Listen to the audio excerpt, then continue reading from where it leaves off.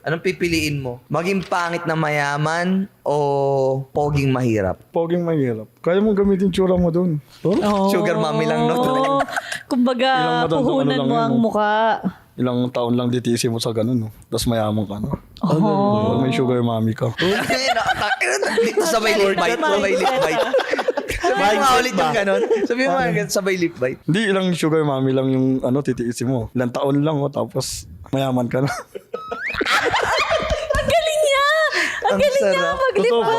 Iba Yun, iba kaya yung... yung lip bite talaga, iba yung lip bite mo sa Pero ayun din swerte sa akin kasi kahit paano ayun naging trademark sa akin. Kaya ka tinawag ng yung lip bite. Oo, nakakuha na. Speaking of lip bite, possible ba na yung lip mo naman sa taas ang kakagatin, hindi yung baba? Hindi kaya, nagmumukhang unggoy eh. Patingin lang. Ayaw nga. Subukan mo. Nag-practice ako na ito, inaano ako before. Pwede nga ng taas, hindi ko kaya. Parang unggoy kasi. Dito, pag sa baba, unggoy lang. Dito.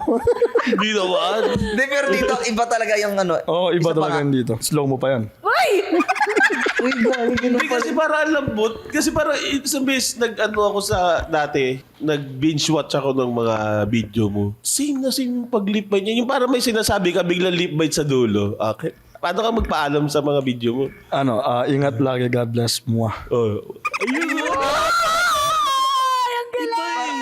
Parang kung tinakpan ka ng unan. Sabi ko, Patingin. Okay. Paano? Pero pag tinanggal, ay... nung nakita ko yun, ay, wala na akong karir.